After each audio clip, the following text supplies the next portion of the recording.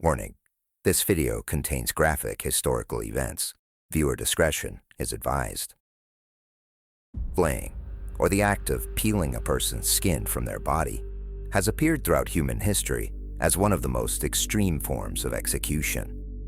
From ancient empires to modern atrocities, the act of skinning another human being is perhaps the most frightening example of mankind's cruelty. In the Neo-Assyrian Empire, kings wielded terror as a tool of governance.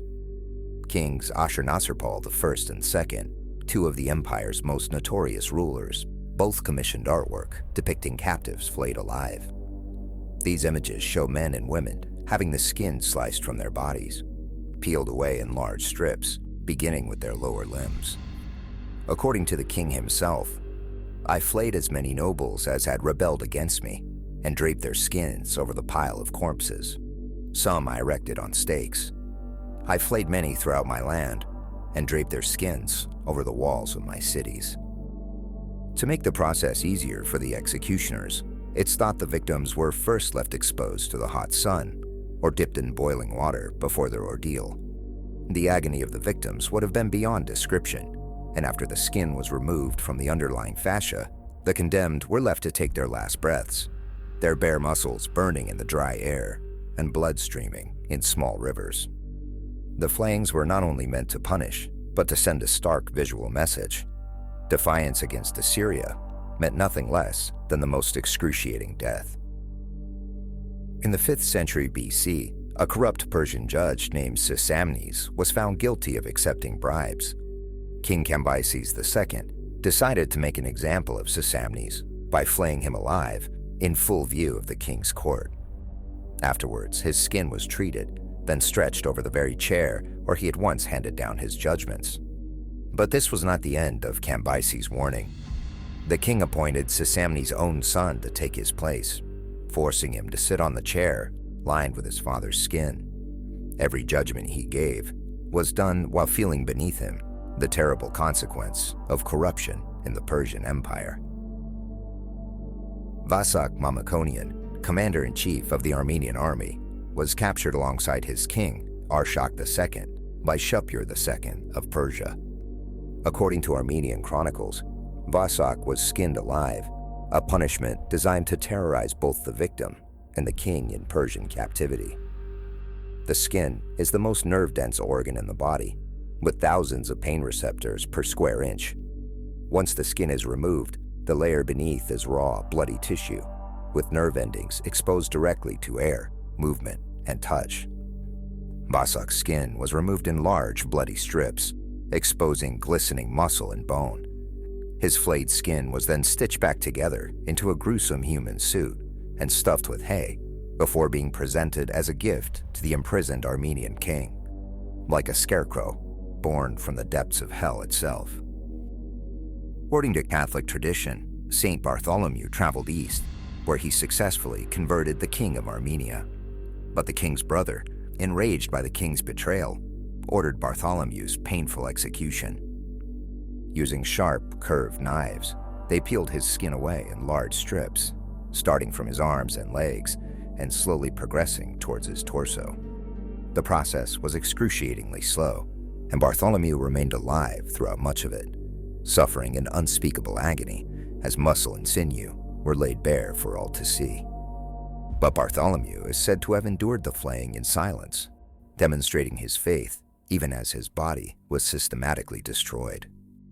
His execution was a shocking display of human suffering that became central to his portrayal in Christianity, where artistic depictions often show him folding his own skin, like a robe draped around his shoulders. In 1314 AD, the French brothers Aunay suffered a particularly terrible fate. Philippe and Guillaume Aunay became infamous for their involvement in the Tour Tinisal affair, a scandal involving alleged affairs with the daughter-in-law of King Philip IV. Once their actions were uncovered, the punishment was exceptionally severe due to the nature of the crime, which was an affront against the king himself. Witnesses report that the brothers were flayed alive, screaming in nightmarish agony as their skin was peeled from their bodies. After being skinned, the brothers were castrated and finally beheaded. Their bodies were then hung on a gibbet for all to see, serving as a public warning to anyone who dared humiliate a king. The Hongwu Emperor, founder of the Ming Dynasty, is remembered for both consolidating imperial power and enforcing laws in a particularly brutal fashion. Among his most infamous measures was the use of flaying as a punishment for corrupt officials, particularly those who embezzled more than 60 pieces of silver. Historical records describe these executions as methodical and public, intended to serve as both punishment and deterrent. The corrupt officials were reportedly skinned alive, and some accounts describe the victims' faces being flayed first. Chroniclers note that the flayings were conducted in strict accordance to bureaucratic protocols, reflecting the Ming court's meticulous and brutal approach to the enforcement of law. During the reign of the Roman Emperor Septimius Severus, Saint Haralambos was subjected to an excruciating execution. The Romans used iron hooks to tear the flesh from his body, lacerating his skin in ragged, methodical strips. But during his torture, the saint had only one thing to say to his tormentors: "Thank you, my brethren, for scraping off the old body and renewing my soul for new and eternal life." Finally, after enduring indescribable torment, he succumbed to his injuries, leaving behind a legacy of faith in the face of extreme suffering. In 1571, Marco Antonio Brigadin, commander of the Venetian garrison in Cyprus, faced the full fury of the Ottoman Empire after a year-long siege. The city had resisted far longer than expected, putting up a surprisingly vigorous defense and greatly frustrating the Ottoman forces. When the stronghold finally fell, Brigadin was captured and subjected to an execution that sent shockwaves throughout Europe. He was skinned alive, the executioners careful to ensure his suffering lasted as long as possible. News of Brigadin's torment spread rapidly, causing outrage in Venice and throughout Europe. His ordeal would later inspire more resistance, as well as artists such as Titian, whose Flaying of Marsyas evokes the horror and intensity of such a punishment. In 549 AD, the fortified city of Perugia in Italy was the scene of unspeakable brutality. The city had become the target of Totila, king of the Ostrogoths, during the ongoing Gothic War against the Byzantine Empire. Perugia had resisted Totila's rule, prompting the king to lay siege.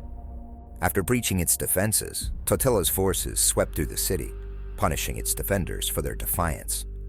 Among the victims was Bishop Herculanus, who was brutally executed for his part in the resistance. Before the city was captured, the bishop is said to have tried to save the city by feeding the last sack of grain to the last lamb. This was meant to give the enemy forces the impression that the Perusians had food to spare and were able to feed an insignificant animal with their precious grain. Chroniclers describe Herculanus being flayed alive as part of a public punishment, though specific details of the method are scarce. Allegedly, the Ostrogoth soldier who had to perform this task took pity on the bishop and decapitated him before the flaying had been completed. This act was intended as both retribution for the city's resistance and a warning to others who might oppose Totila's forces.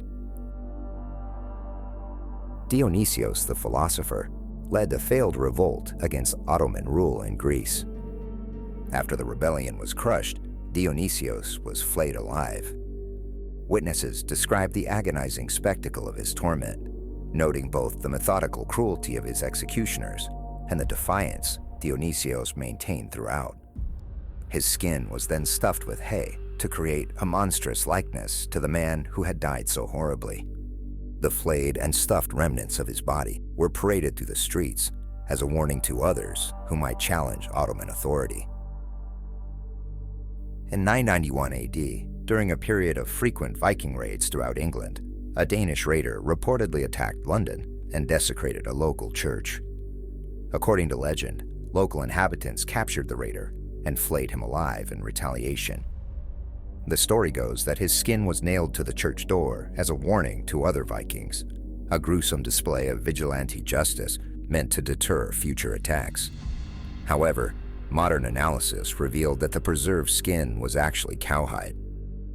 Despite the lack of physical evidence, the story reflects the widespread perception in medieval England that flaying was an ultimate punishment for extreme crimes or sacrilege, illustrating how the threat of skinning became a tool of fear in ancient folklore.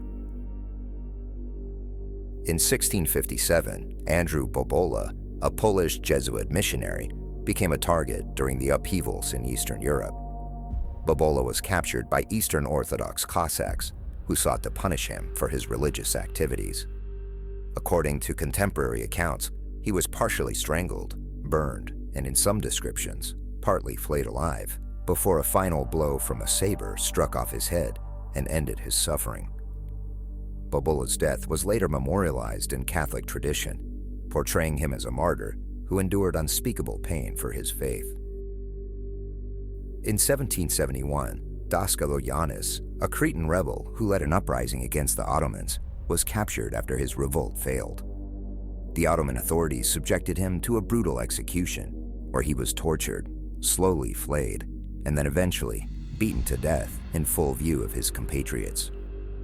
His brother, forced to watch the terrible ordeal, was allegedly driven mad with grief.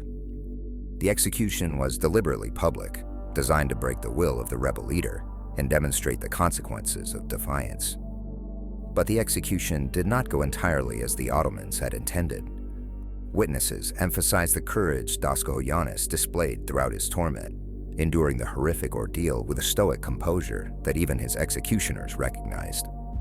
Dasko Yanis's death became legend, emblematic of both the cruelty of Ottoman punishments and the ferocity of Cretan resistance. In 1941, Damian Štrbac, a Serbian Orthodox parish priest, was killed by Ustazi forces at Jadovno concentration camp in Croatia. Štrbac was reportedly flayed alive by camp guards and thrown into a pit to die. The punishment was inflicted as part of the Ustazi's campaign of terror against targeted groups, and witness accounts describe the extreme cruelty of his execution, carried out publicly to instill fear among the other prisoners. Štrbat's death is remembered as one of the many atrocities committed at Jadovno.